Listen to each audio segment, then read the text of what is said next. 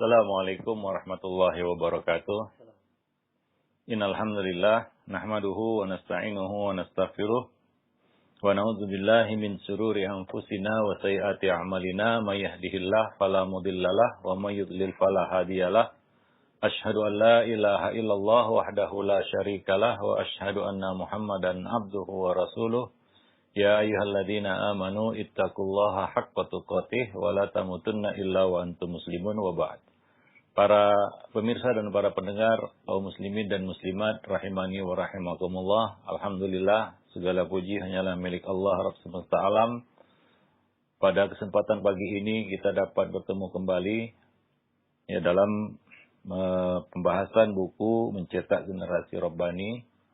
Kita bersyukur hari ini kita masih diberi kesehatan, kehidupan, dan nikmat-nikmat yang sangat banyak sekali. Ya, sehingga kita bisa melaksanakan kewajiban kita, yaitu menuntut ilmu, mendengarkan nasihat. Mudah-mudahan ilmu yang kita dengar menjadi ilmu yang bermanfaat dan berbuah menjadi amal yang saleh. Salawat dan salam tidak lupa kita limpahkan untuk Nabi kita Muhammad sallallahu alaihi wasallam, atas keluarga beliau, sahabat beliau, dan umat beliau sampai hari kemudian. Para pemirsa dan para pendengar Radio Roja dan Roja TV yang dimuliakan Allah, pada kesempatan pagi ini kita akan membahas bab yang baru dalam buku Mencetak Generasi Rabbani, yaitu anak dan sosial kemasyarakatan, yaitu bagaimana membimbing anak, menuntun anak untuk bisa berinteraksi dengan dunia sekitar. Cepat atau lambat, anak pasti berpisah dari orang tua dan hidup sebagai individu yang mandiri di tengah-tengah masyarakat, di tengah-tengah manusia. Anak ini pun akan berinteraksi langsung dengan berbagai jenis dan karakter manusia. Oleh karena itu, pembinaan sosial kemasyarakatan itu termasuk perkara yang sangat penting, yang harus diajarkan dan ditanamkan kepada anak sejak kecil, semenjak dini. Tujuannya tidak lain dan tidak bukan agar anak bisa beradaptasi dengan baik dengan lingkungan sekitarnya, sekaligus mampu untuk menempatkan diri di tengah-tengah manusia, ya, di tengah-tengah masyarakat. Anak ini pun diharapkan bisa membawa hal-hal positif ya kepada lingkungan sekitar, berinteraksi dengan baik ya dengan dunia sekitar, dan juga terhadap orang-orang yang ada di dekatnya. Ya, dan jauh dari sifat anania, yaitu egois, mementingkan diri sendiri, atau apatis, tidak peduli dengan sekitar. Ya, seperti sekarang ini banyak ya anak-anak yang kelihatannya apatis ya, tidak peduli, ya tidak peka terhadap dunia sekitarnya. Semacam dia tidak mau tahu dengan apa yang ada di sekitarnya, kurang bersosialisasi dengan orang-orang yang ada di sekitarnya. Ya, mungkin ini disebut dengan istilah antisosial yang banyak kita lihat gejalanya pada anak-anak remaja pada hari ini, ya, yang ya kita katakan kurang peka dan bahkan tidak peka terhadap apa yang ada di sekitarnya, terutama orang-orang yang berinteraksi dengannya. Ya. Dan itu juga sudah kelihatan di rumah ya, dia kurang berinteraksi dengan anggota keluarga. Demikian juga di luar ya, dia kurang mau berinteraksi dengan orang-orang yang ada di dekatnya. Ya.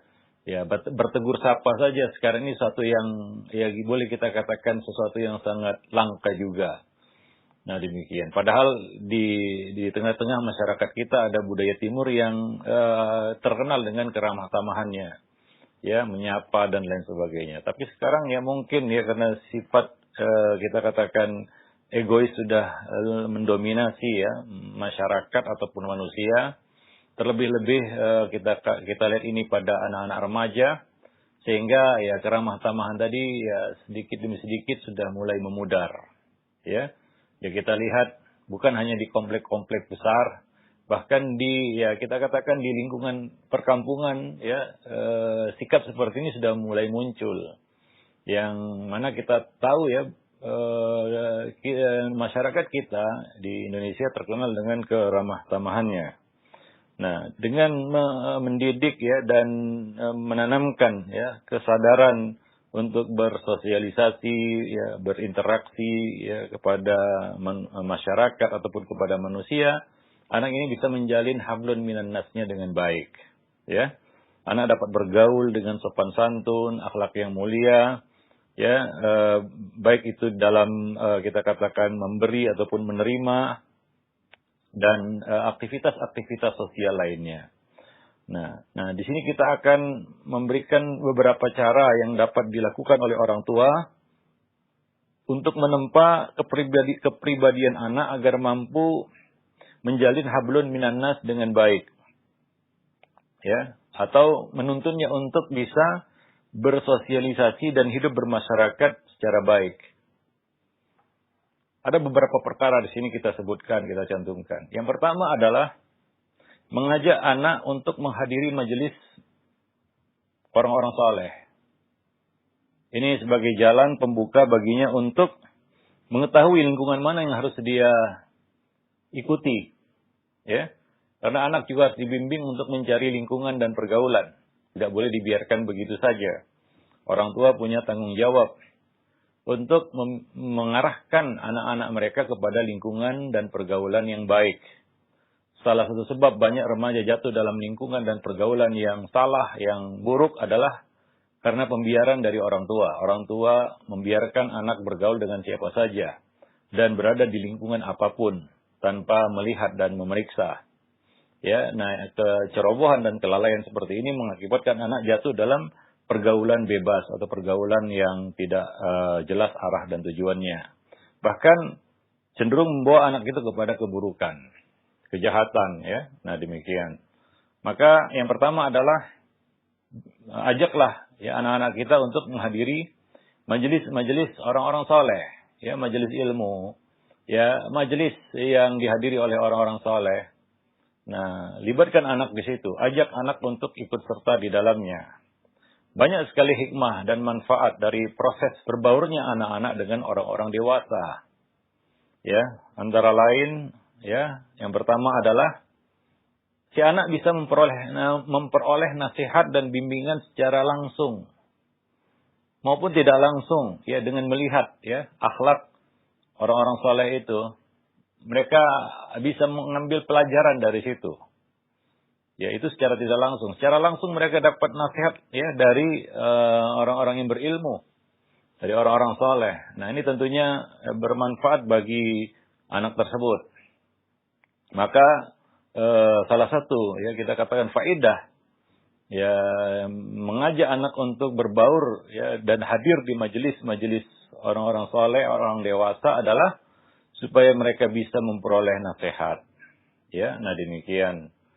Maka dari itu dalam sholat berjamaah ya tidak perlu membuat shaf khusus untuk anak-anak, nggak berbaur dengan orang dewasa. Biarkan anak-anak itu masuk ke dalam shaf orang dewasa. Itu shaf tidak terputus. Ya, kategori shaf terputus itu jika tidak ada sesuatu di antara dua orang tersebut. Jika ada, kita katakan seorang anak itu tidak terputus. Karena sebagian orang menganggap kalau anak masuk ke shaf orang dewasa, shaf itu terputus. Ini adalah anggapan yang keliru ya. Dulu Abdullah bin Abbas belum baligh, ya masih bocah, beliau masuk ke dalam shaf dan dibiarkan. Ya, itu tidak jadi masalah dan itu bukan berarti shafnya terputus. Karena anak ini belum baligh, ya masih mungkin berhadas atau belum dikatakan sah salatnya ataupun belum dihitung salatnya. Sehingga dianggap tidak ada di dalam shaf atau dianggap memutus shaf. Ini adalah anggapan yang keliru. Sehingga anak-anak dibiarkan bershaf sendirian ataupun shaf khusus di belakang shaf anak-anak. Jadi tidak ada di dalam kita katakan riwayat yang menyebutkan bahwa sebutan ada shaf anak-anak begitu ya. Yang ada shaf pria dan shaf wanita. Namun bagi shaf dua, shaf pria dan shaf wanita. Shaf pria yang paling bagus adalah yang paling depan. Adapun shaf wanita yang paling bagus adalah yang paling belakang. Jadi ada dua shaf di situ. Tidak ada di antara keduanya shaf anak-anak. Ya, kalau ada shaf anak-anak berarti ada 4 ya. Saf orang dewasa laki-laki, saf anak-anak laki-laki, saf anak-anak perempuan, dan saf anak-anak saf perempuan dewasa. Tentunya itu tidak ada ya. Dalam buku-buku fikih juga nggak ada pengaturan saf seperti itu. Jadi mereka berbaur dengan saf orang dewasa. Ya salah satunya adalah mungkin dia bisa melihat langsung dan berdiri langsung di samping orang dewasa. Sehingga dia bisa mengikuti gerakan sholatnya. Dan cenderungnya anak-anak kalau dibikin saf sendirian di belakang mereka main-main. Ya mereka bermain-main sama mereka, ya berkumpul bersama anak-anak, ya kalau anak sudah kumpul bocah namanya, ya pasti main-main, ya. Nah demikian. Nah jadi ini salah satu di antara ya yang kita harapkan dari membaurkan, melibatkan anak di dalam majelis-majelis orang-orang dewasa ataupun majelis-majelis yang baik, ya seperti majelis ilmu. Nasihat secara langsung misalnya seperti yang diperoleh oleh Ibnu Abbas ketika ia diberi nasihat berharga oleh Nabi SAW. Ya, Nabi membonceng Abdullah bin Abbas dan berkata, "Ya ghulam, inni u'allimuka kalimat." Wahai bocah, aku akan mengajarkan kepadamu beberapa pelajaran. Jadi melibatkan ataupun mengajak anak-anak di dalam kegiatan aktivitas orang dewasa itu tidak masalah, ya, bukan menjadi suatu hal yang tabu. Ya. Demikian juga hadis Umar bin Abi Salamah, ia bercerita, aku adalah bocah yang berada dalam pengasuhan Rasulullah. Suatu ketika tanganku berseliweran di atas meja. Maka beliau berkata, ya gulam samillah wa kul biyaminik wa kul mimma yalik. Wahai bocah, bacalah bismillah, pakai tangan kanan dan ambillah makanan yang paling dekat denganmu. Lalu apa kata Umar bin Abi Salamah? Begitulah seterusnya adab makanku setelah kejadian tersebut. Jadi ya dapat nasihat dari Nabi SAW. Di sini ya coba lihat Ummu Salamah ya, Nabi dan Ummu Salamah ya selaku ibu dari Umar bin Abi Salamah ya melibatkan bocah kecil ini bersama mereka di meja makan. Ya, dan perlu itu. Jangan kadang-kadang orang dewasa, ini gilirannya orang dewasa makan. Anak-anak nggak dikasih ikut berbaur. Nanti setelah orang dewasa makan, baru anak-anak makan secara khusus. Biarkan mereka ikut bersama kita di dalam hidangan. Ya, tujuannya apa? Untuk melihat bagaimana cara makan mereka, benar atau tidak. Karena di sana ada adab-adab etika makan yang benar ya. Ada etika dan adab makan yang salah. Misalnya makan pakai tangan kiri. Ya, sebagian orang sampai dewasa tetap makan pakai tangan kiri. Kenapa? Karena sejak kecil tidak ada yang mencegah dan melarangnya, tidak ada yang mengarahkannya. Mungkin dia makan sendirian, orang tuanya nggak tahu. Ya. Nah, jadi perlu ya dilibatkan mereka supaya kita tahu bagaimana kebiasaan mereka ya di dalam menyantap makanan di meja makan. Ya. Nah, demikian sehingga kalau ada yang salah itu bisa diluruskan. Ini salah satu manfaatnya ya. Adapun nasihat secara tidak langsung misalnya seperti yang diperoleh ya Abu Juhaifah ketika masih kecil, ia bertutur, aku pernah berada di sisi Nabi.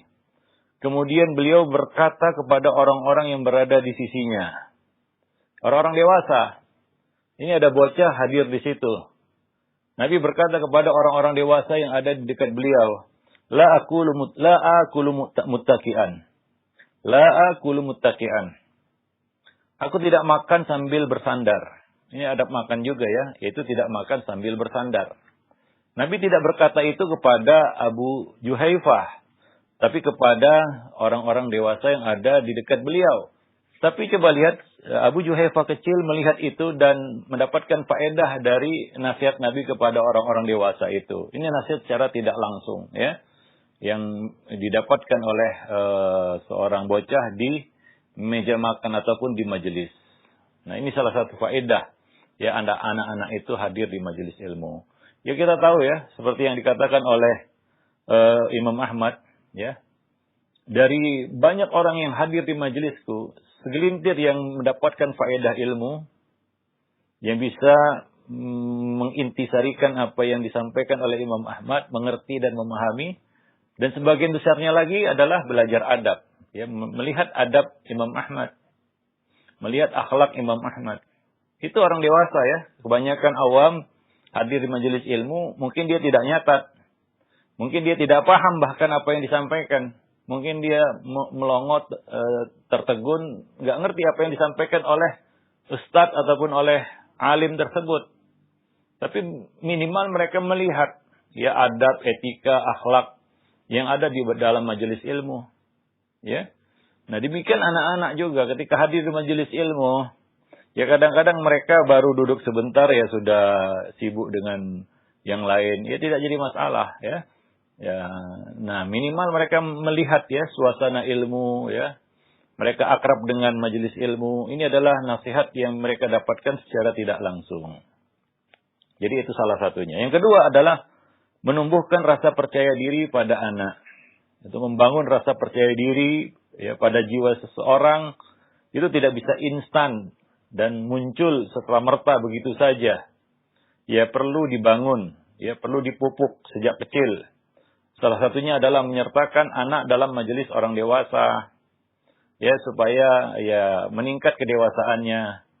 Ya, ada sebagian anak lebih suka ya berbaur dengan orang dewasa daripada anak-anak. Ada sebagian anak seperti itu. Tapi kebanyakan anak-anak, mayoritas anak-anak, ya kalau nggak diajak ke berbaur dengan orang dewasa, dia nggak mau. Maunya bersama anak-anak bermain-main kan begitu ya. Yaitu kita katakan kebanyakannya normalnya seperti itu. Ya, nah jadi perlu dibawa, diajak. Ya, kalau nggak diajak dia nggak mau. Ya, wallahu alam bisawab. Ya, maka salah satunya adalah untuk menambah kepercayaan dirinya.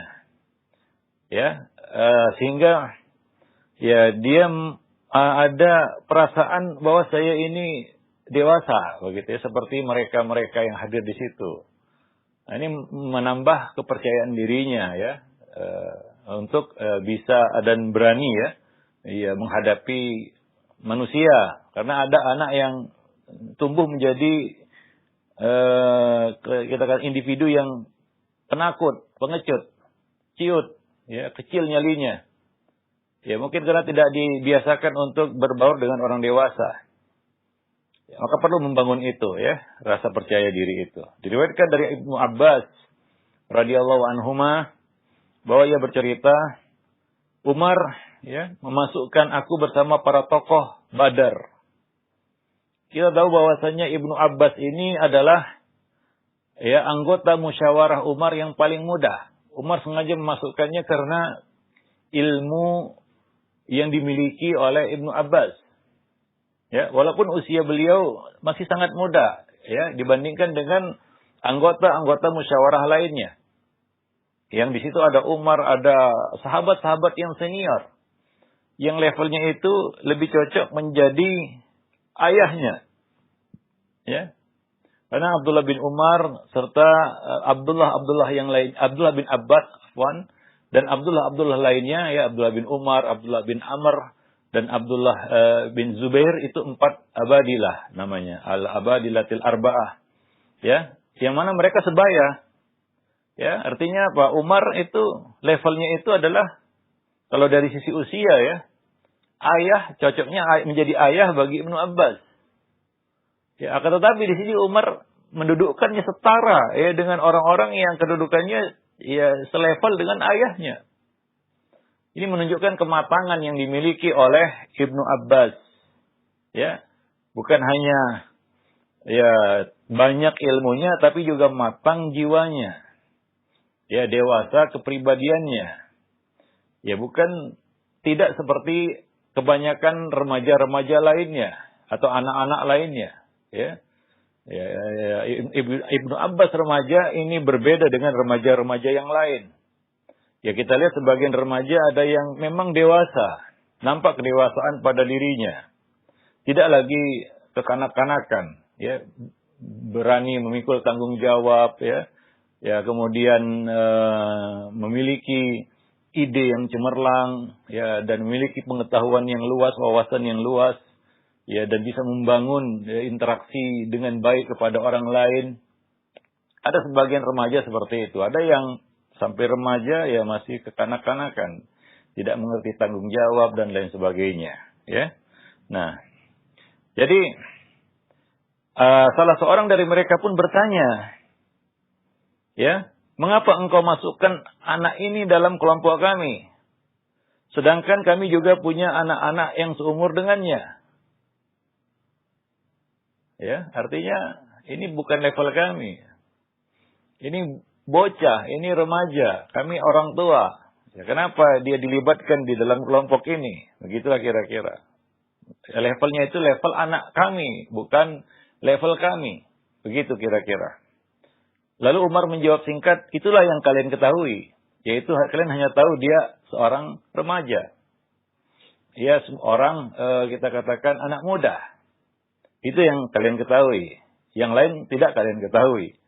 Maka suatu ketika, Khalifah Umar bin Khattab memanggil mereka dan memanggilku. Ya, memanggil Ibnu Abbas. Setahuku tidaklah Umar memanggilku, melainkan untuk memperlihatkan diriku kepada mereka. Ya, Umar pun melontarkan pertanyaan. Apa penjelasan kalian tentang firman Allah? Idza jaa nasrullahi wal fath. Ya, surat An-Nasr. Idza jaa nasrullahi wal fath. Maka sebagian mereka menjawab, Allah memerintahkan kita supaya memujinya dan memohonkan ampunan kepadanya jika telah datang pertolongan Allah dan kemenangan bagi kita. Itu tekstualnya seperti itu. Sebagian lain menjawab, kami nggak tahu. Ya. Dan sebagian lain tidak menjawab sama sekali. Diam, ya. Ada yang menjawab tidak tahu, ada yang diam. Ya. Nah, ada yang menjawab, ya. Ya mereka menjawabnya ya mengikuti makna tekstual ayat tersebut, ya. Idza jaa nasrul fath dan seterusnya sampai akhir ayat. Ya, maka Umar beralih kepadaku dan berkata, ya, Umar mengarahkan pandangannya kepadaku dan berkata, hai putra Abbas, apakah penjelasanmu begitu juga? Apakah penjelasanmu juga seperti yang disebutkan itu? Maka Ibnu Abbas mengatakan tidak. Ya, tidak seperti itu. Umar bertanya lagi, lalu bagaimana menurutmu? Maka aku menjawab, Ibnu Abbas menjawab, itu merupakan pemberitahuan Allah kepada kita tentang dekatnya ajal Rasulullah sallallahu alaihi wasallam. Setelah datang pertolongan dan kemenangan dari Allah, dan bahwa engkau wahai Muhammad akan melihat manusia berbondong-bondong masuk ke dalam agama Allah. Maksud kemenangan di sini tidak lain ialah Fathu Mekah, penaklukan kota Mekah. Dan ini demikian merupakan pertanda ajal Nabi semakin dekat. Maka bertasbihlah dengan memuji Allah dan mohon ampunlah kepada Allah. Sungguhnya dia maha penerima taubat. Itu jawaban seorang anak muda ya remaja. Sesuatu yang mungkin tidak terpikir oleh ya yang lainnya ya. Bahwa ini adalah satu tanda dari Allah. Dekatnya ajal Nabi SAW. Ketika ayat itu turun. Idza jaa nasrullahi wal fath. Umar berkata, aku tidak mengetahui makna ayat tersebut, melainkan seperti yang engkau terangkan itu. Jadi Umar termasuk sahabat senior yang dekat dengan Nabi, yang tahu ayat ini turun, ya. Ya, bagaimana suasananya, bagaimana Nabi SAW menerima surat tersebut atau ayat tersebut. Apa kata Umar? Ya, aku tidak tahu makna ayat tersebut selain apa yang engkau terangkan itu. Nah demikian. Ya ini menunjukkan ya luasnya ya ilmu yang dimiliki oleh Ibnu Abbas radhiyallahu anhuma. Ya, maka tidak salah kalau beliau digelari turjumanul Quran. Ya, nah demikian. Dan ya, tentunya ya ini bukan sembarangan karena Ibnu Abbas yang mendapatkan itu karena doa Nabi sallallahu alaihi wasallam. Allahumma alimhu ta'wil. Dalam riwayat lain alimhu tafsir. Ya, jadi itu tidak berlebihan jika ilmu ini dimiliki oleh seorang anak muda bernama Ibnu Abbas. Ya. Nah, kita tahu bahwasanya ketika ayat ini turun, ya Ibnu Abbas belumlah ya kita katakan dewasa ya seperti sahabat-sahabat yang lainnya. Beliau saat itu masih sangat muda. Ya, tapi ya umur tidak menjadi penghalang untuk memahami sesuatu yang ya tersimpan ya di balik ayat tersebut. Ibnu Abbas bisa memahaminya. Satu perasaan yang mungkin hanya bisa dimengerti, diketahui oleh orang-orang yang dekat dengan beliau dan orang-orang yang mungkin dekat dengan Nabi Shallallahu Alaihi Wasallam.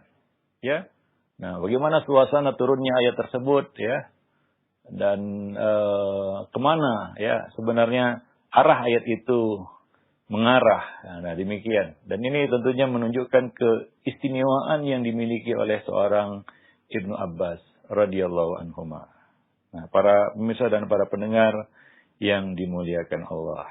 Jadi ini akan menumbuhkan rasa percaya diri pada anak-anak tersebut ya. Nah demikian. Ya, kemudian yang ketiga adalah kita tahu bisa melihat ya kekurangan dan apa yang diperlukan oleh anak. Ya, pastilah seorang bocah banyak kekurangan-kekurangannya. Ya, bukan hanya sisi kelebihan yang kita lihat, ya, tapi juga kita harus melihat juga, tahu juga di mana letak-letak kekurangannya, sisi-sisi kurangnya, ya, supaya kita bisa menutupinya dan bisa mengetahui apa yang diperlukan oleh anak. Kurangnya di mana dia, apa yang dia perlukan. Ya, nah ini salah satu hikmah ya kita melibatkannya ya di majelis-majelis orang-orang dewasa atau orang-orang yang saleh. Para pemirsa dan para pendengar yang dimuliakan Allah. Nah, mungkin ya anak ini terlalu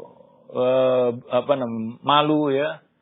Rasa malunya sangat besar hingga mengarahkan kepada hal yang negatif. Nah, ini mungkin kekurangan yang perlu ditingkatkan lagi ya percaya dirinya. Ya. Sehingga dia bisa membedakan mana malu yang maknanya positif dan mana malu yang membuat orang itu jatuh dalam hal yang negatif. Ya, misalnya malu yang menghalanginya dari kebaikan. Nah, ini kan negatif. Ya, seharusnya rasa malu tidak menghalangi orang itu dari kebaikan. Nah, ini yang harus diperbaiki. Sisi-sisi kurang atau sisi-sisi yang mungkin dia belum ya memilikinya. Dia perlu itu. Nah, demikian. Atau anak itu sangat penakut gitu ya, mengkhawatirkan hal-hal yang masih sebatas ya dugaan ataupun kita katakan kekhawatiran. Ada anak yang punya kekhawatiran yang berlebih sehingga terkesan dia takut atau kita katakan ragu-ragu untuk melakukan sesuatu padahal sudah jelas baik.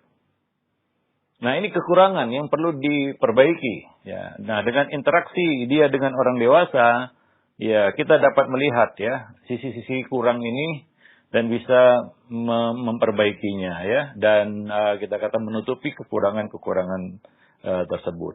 Nah demikian. Wallahu a'lam bishawab. Misalnya kekurangannya dalam mengatur ya bahasa di dalam berdialog ataupun berbicara kepada manusia. Nah ini perlu juga diajar dia berbicara, karena manusia berbicara itu perlu belajar. Ya ada beberapa yang tidak perlu belajar, orang menangis nggak perlu belajar, ya. Tertawa juga nggak perlu belajar, ya. Nah, ya begitulah manusia lahir menangis dia, nggak perlu diajari sama orang tuanya, ya. Tapi berbicara itu berbeda. Berbicara harus diajar, diarahkan, dituntun, ya. Bagaimana cara berbicara yang baik, memilih bahasa. Nah, ini mungkin salah satu yang bisa kita lihat pada anak, ya. Apabila dia mungkin kurang di situ, ya. Ya, itu bisa kita lihat ketika dia berinteraksi ya dengan orang-orang dewasa. Kalau dengan anak-anak ya bahasa anak-anak ya kita nggak bisa nilai. Anak-anak ketemu anak-anak ya gimana ya, sama anak-anak kan begitu ya. Nah, tapi ketika dia bertemu dengan orang dewasa kita bisa tahu di situ. Ya, apakah dia perlakukan orang dewasa itu seperti orang dewasa atau dia perlakukan seperti kawannya anak-anak kan begitu ya. Nah, di sini kita perlu latih dia untuk bisa ya menyusun ya perkataan dengan baik. Nah, itu perlu belajar.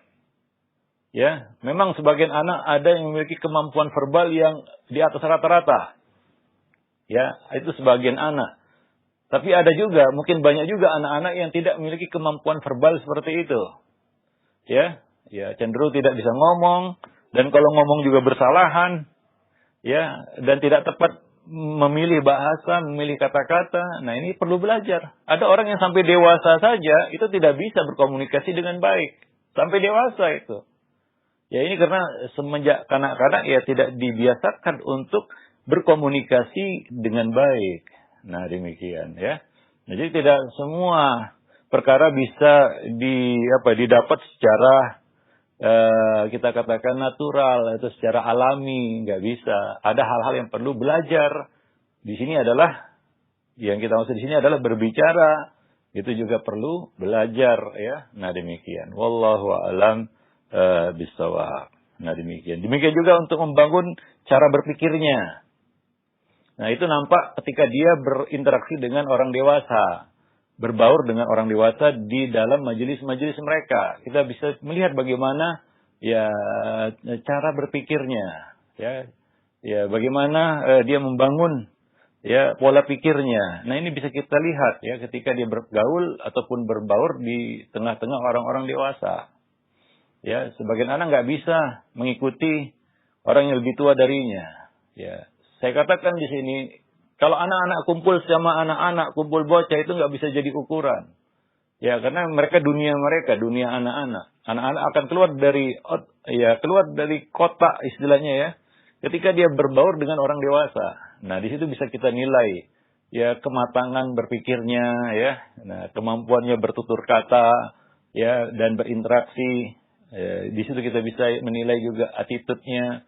Kalau sama anak-anak ya kita nggak bisa menilai attitude anak di situ, begitu ya. Ya namanya sebaya ya.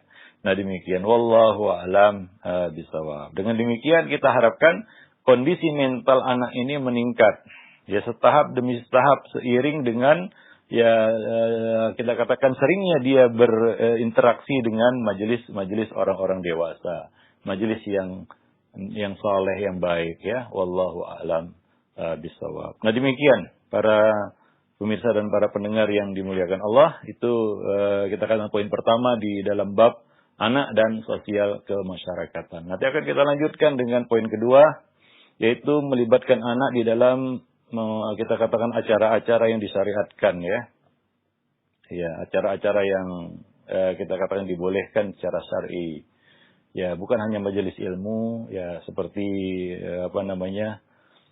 walimatul urus, ya kita katakan dalam perayaan-perayaan hari besar yang kita katakan syar'i seperti Idul Fitri, Idul Adha, bagaimana Nabi membolehkan di situ duf ya dimainkan oleh anak-anak.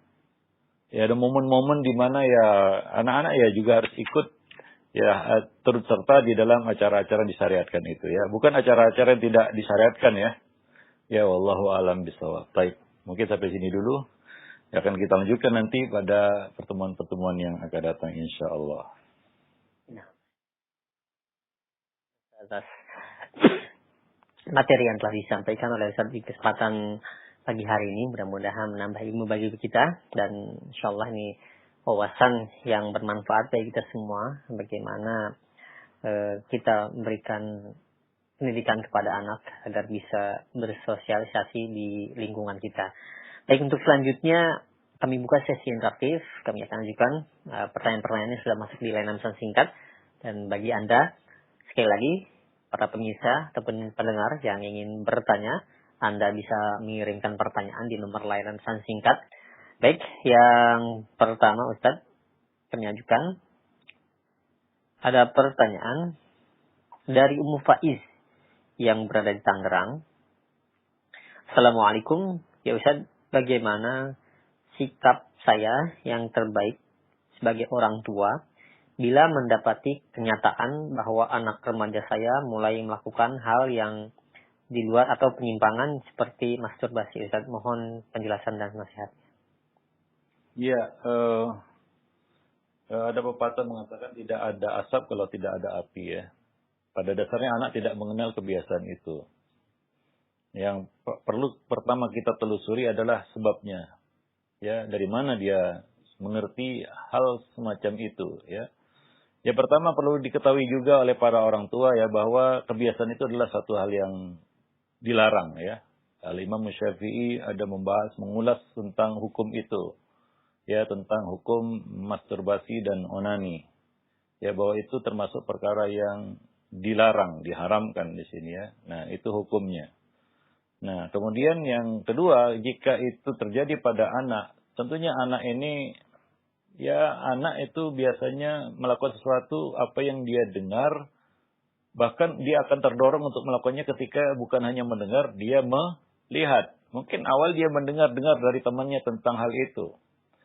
Dan kemudian yang kedua ya mungkin dia melihat. Nah, kita perlu menelusuri ya dari mana dia tahu satu hal yang asing dan secara fitrah manusia tidak mengetahui hal itu ya. Nah, pasti dari lingkungan dan pergaulan. Nah, dengan mengetahui sebab ya, kita bisa memutus mata rantai sebab itu sehingga dia terisolir ya dari penyebabnya. Ya. Nah, kemudian kita bisa melakukan pendekatan secara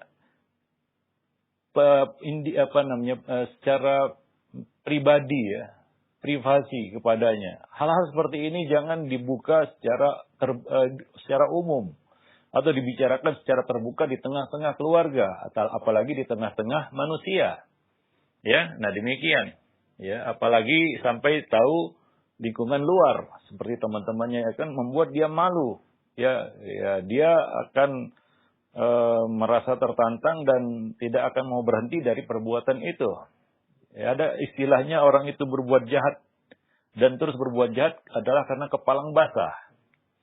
Nah, itu kita hindari ya. Ya, supaya sudah kepalang basah, saya sudah malu udah ngapain berhenti lagi.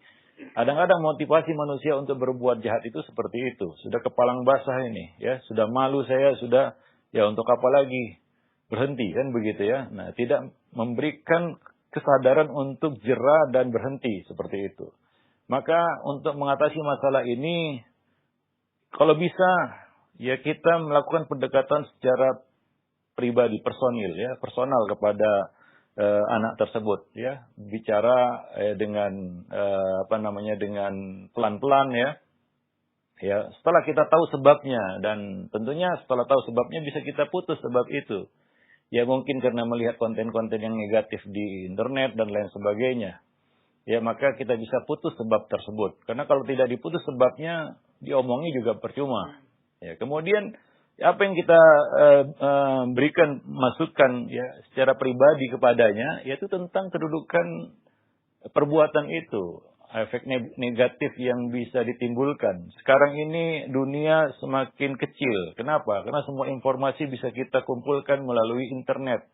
Ada Mbah Google di situ. Bisa kita searching bahaya perbuatan itu. Kan begitu ya. Bahwa perbuatan itu membawa hal-hal negatif pada diri seseorang. Baik itu secara psikis maupun psikologinya.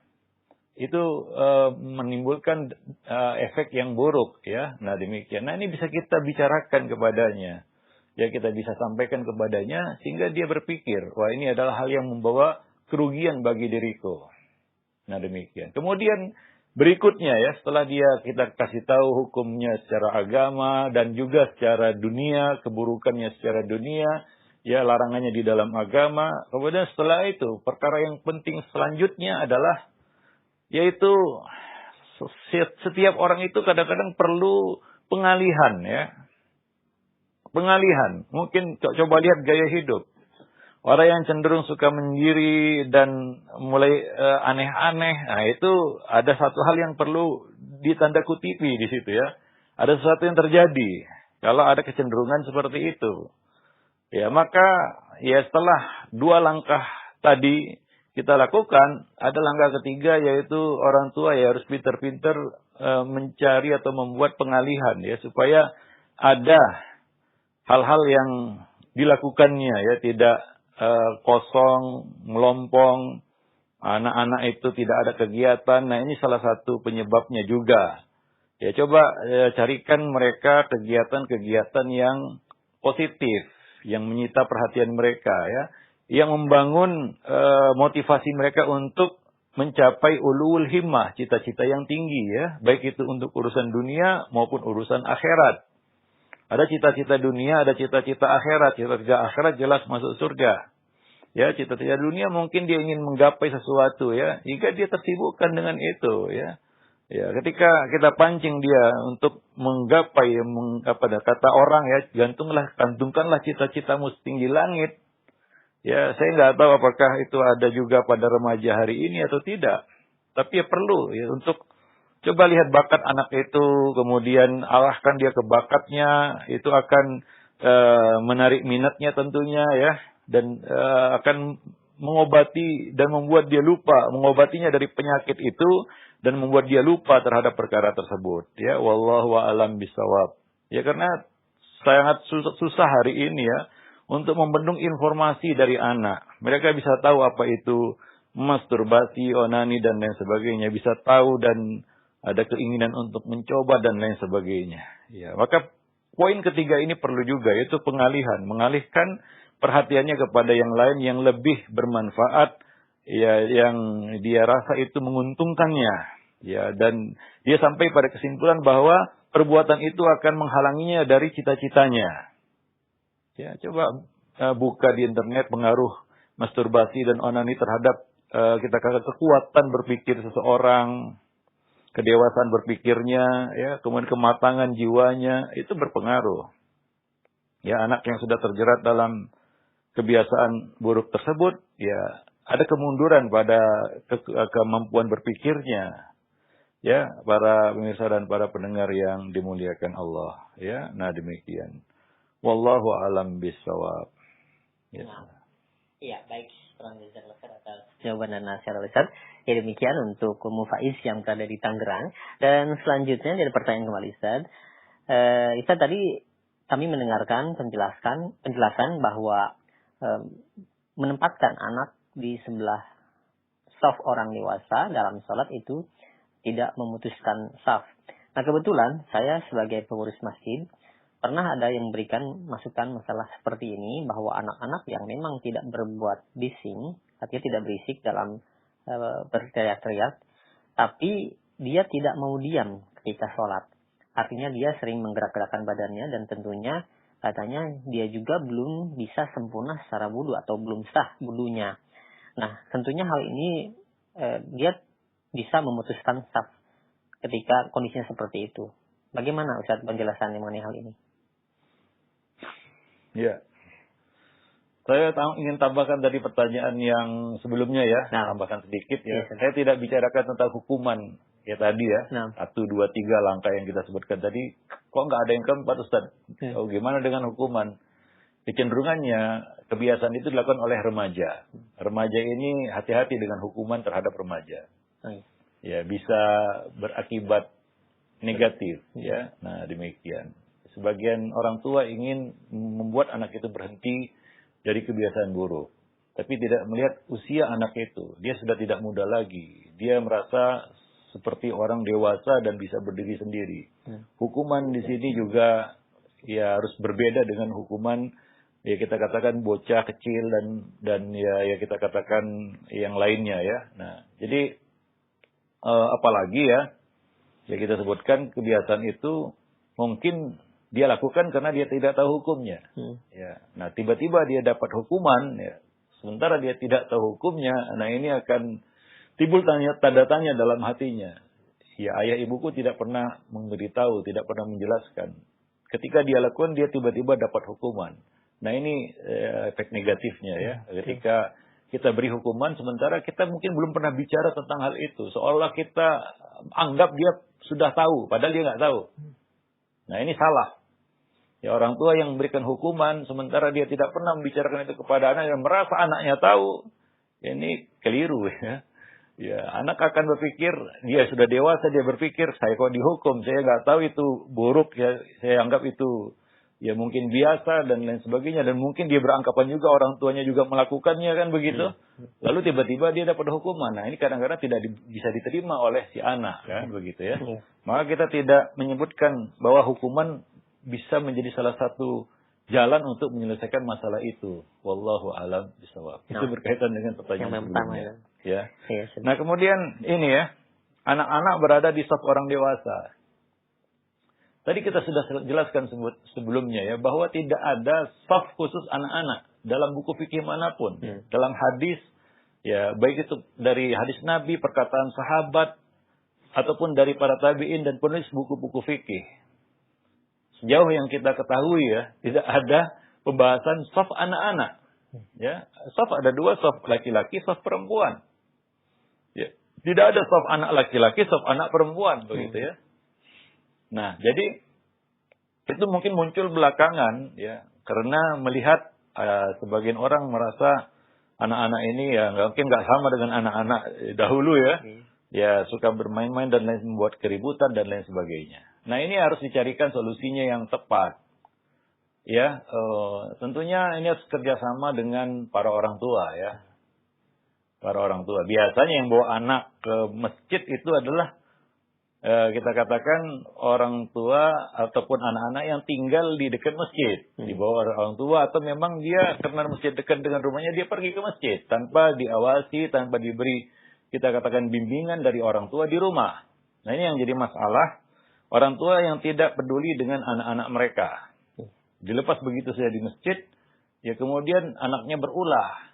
Ya, yang parahnya ketika orang tua ditegur, dia marah-marah. Kan begitu ya. Nah, ini ya kita katakan satu hal yang ya susah hari ini ya, jika para orang tua itu tidak sadar akan kewajibannya pendidikan di rumah. Karena kita lihat anak-anak yang kita katakan ya buat keonaran di masjid adalah anak-anak yang memang tidak dibimbing, tidak diarahkan dari rumahnya. Tidak diberi pendidikan di rumah. Jika seperti itulah, ya kita tidak ada semua anak-anak seperti itu. Ya ada anak-anak yang memang ke masjid itu ya ikut orang tua, sholat kan begitu ya, karena dibimbing. Nah, ini peran orang tua sebenarnya, ya ayah dan ibu di rumah. Apakah berjalan pendidikan di rumah? Itu yang tidak ada dan kurang hari ini. Ya, nah demikian. Yang kedua, anak di dalam shaf, kemudian dia bergerak-gerak, itu tidak memutus shaf. Tidak. Iya, kecuali dia pergi, ya kita tutup shaf itu. Gak jadi masalah, ya. Nah, demikian. Ya, anak itu berdiri di shaf mungkin dari rakaat pertama, kedua, ketiga dia lari mungkin ya. Ya tutuplah shaf itu. Ya. Jadi bukan alasan untuk menyingkirkan anak-anak dari shaf orang dewasa dengan alasan seperti itu. Ya, nah demikian. Kalaulah dia pergi dari shaf, ya tutup shaf itu.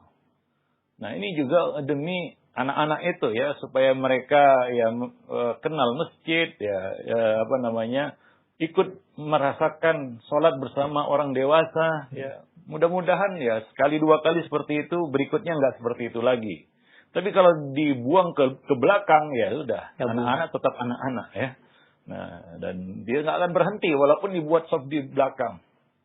Yang anehnya lagi, dan ini kekeliruan berikutnya adalah ketika dibuat shaf anak-anak, ada orang dewasa yang mengawasi, gak sholat. Nah, ini salah ini. Kenapa dia gak sholat? Ya, apabila diikomatkan sholat, maka tidak ada sholat lain selain sholat yang gak ditegakkan. Orang yang di dalam masjid mendengar azan tidak boleh keluar. Ya, tanpa alasan. Ya, dia pergi dari masjid itu, meninggalkan masjid itu, sementara azan berkumandang di dalamnya. Apalagi qomat sudah dikumandangkan. Ya, lihat ya, sebagian masjid, entah itu disuruh BKM-nya ataupun inisiatif sendiri, anak-anak itu dijaga oleh seorang dewasa ya, apabila anak-anak itu main ditegur begitu. Nah, ini orang kan wajib sholat berjamaah dia. Ya, lain halnya petugas keamanan, dan itu memang dia ada uzur untuk itu karena menjaga keamanan, menjaga anak-anak. Ini satu hal yang nggak ada dibicarakan di dalam buku fikih. Ya, kalau menjaga ya kita katakan keamanan. Ya, seperti di Masjidil Haram kita lihat petugas keamanan memang tugasnya. Nah, ini ya kita katakan sebagian orang dewasa atau seorang dewasa di situ ya, tidak ikut sholat berjamaah karena menjaga anak-anak supaya jangan ribut. Ya.